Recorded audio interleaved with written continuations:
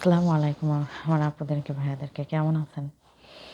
আশা করি ভালো আছেন। আলহামদুলিল্লাহ আমিও আপনাদের দোয়ায় ভালো আছি। আজকে সবাইকে জুমা মুবারক। আজকে দেখেন রমজানের শেষ জুমা।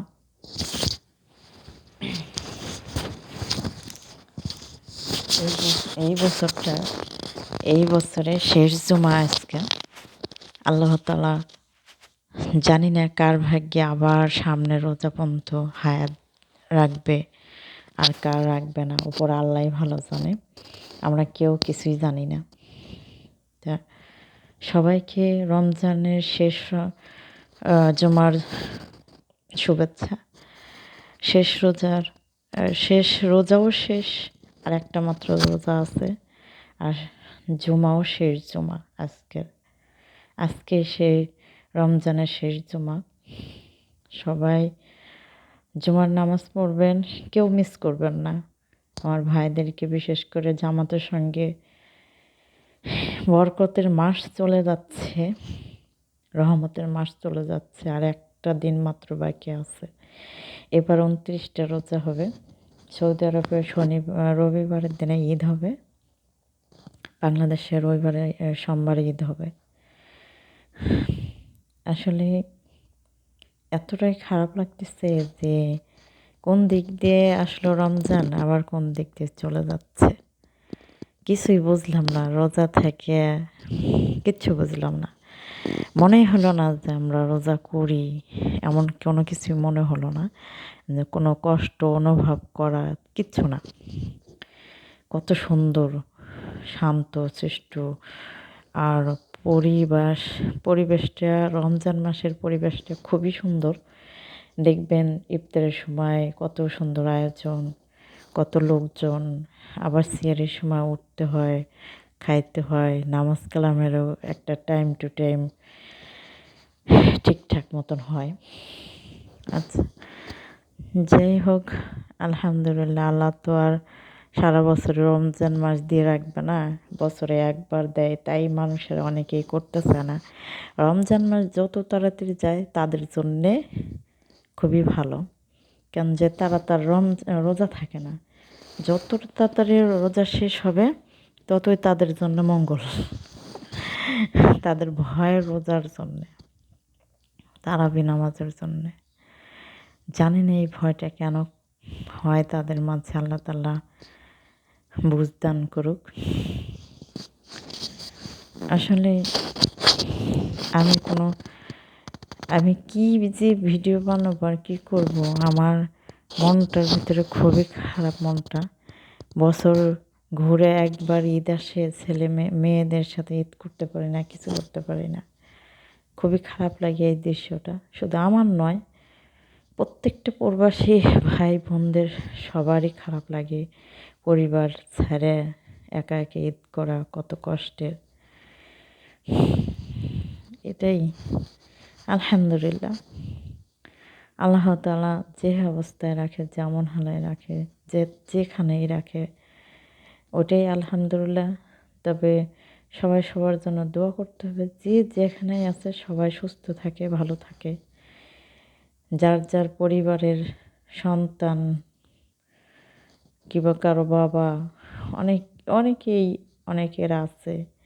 সবাইকে আল্লাহ তাআলা সুস্থ রাখুক, ভালো রাখুক, নেক হায়াত দান করুক, তাদের মাঝে আবার ঘুরে যাক।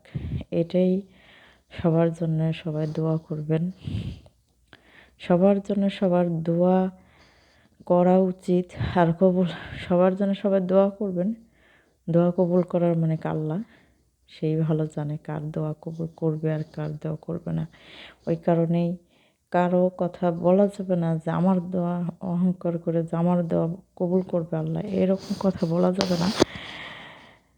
আল্লাহই ভালো জানে কারটা কবুল করবে আর না করবে। আর বিশেষ করে মা বাবা যারা আছে তাদের প্রতি একটু খেয়াল রাখবেন, একটু বাবা মার দিকে মনোযোগ দিবেন। কেননা যে বাবা মায়ের জন্য এই পৃথিবীর আলো দেখা, বাবা মার জন্যই এই পৃথিবীতে আসা। তারা যদি না হইতো হয়তো আমরা এই পৃথিবীতে আসতে পারতাম না। তার ওসিলাতে হয়তো আমাদের আল্লাহ তাআলা পাঠাইছে দুনিয়ায়। ওই জন্য বাবা মার খেদমত, বাবা মার দিকে রাগান্বিত হয়ে কখনো কথা বলা এসব করা যাবে না। খেদমত করতে হবে, ভালো নজরে দেখতে হবে, শান্তশিষ্টভাবে কথা বলতে হবে। এটাই হলো কথা। অনেকেই অনেক প্রকারের আছে, তা আমি সেসব আজকে আর বলবো না, কেন যে ভিডিওটা অনেক লং হয়ে যাবে। ভিডিও বেশি বড় হলে মানুষের দেখতে বিরক্ত মনে করে। তো যাই হোক, আমার এতটা খারাপ লাগে যে শুধু নিঃশ্বাস আসে জোরে জোরে। আজ 5 বছর হয়ে যাবে, 4-5 বছর হচ্ছে আমার বাবা নাই। এতটাই মিস করি বাবাকে, বলার বাহিরে। আল্লাহ তাআলা আমার বাবাকে পরকালের দিনে শান্তিতে রাখুক। সবাই আমার বাবার জন্য দোয়া করবেন। বাবার কথাগুলো একদমই মনে ভুলতেই পারি না, মনে হলে ভালো লাগে না। যার বাবা মা আছে সেই বোঝে না দুনিয়াতে থাকতে।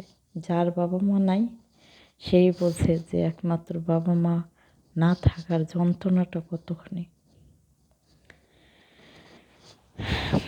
যাই হোক, এই পর্যন্তই রাখছি। যদি আমার কথাগুলো ভালো লাগে অবশ্যই লাইক কমেন্ট শেয়ার করবেন। আর যাদের বাবা মা বেঁচে আছে তাদের জন্য জুমার নামাজ পড়ে, তাহাজ্জুদ নামাজ পড়ে আল্লাহর কাছে দোয়া করবেন যে আল্লাহ আমার বাবা মাকে হায়াত দারাজ করো, ভালো রাখো। আর যার বাবা মা বেঁচে নেয় তারা দোয়া করবেন আল্লাহ তাআলা কবর আযাব মাফ করে দেখ, পরকালে যায় শান্তিতে থাক, ব্যস্ত নসিব করুক।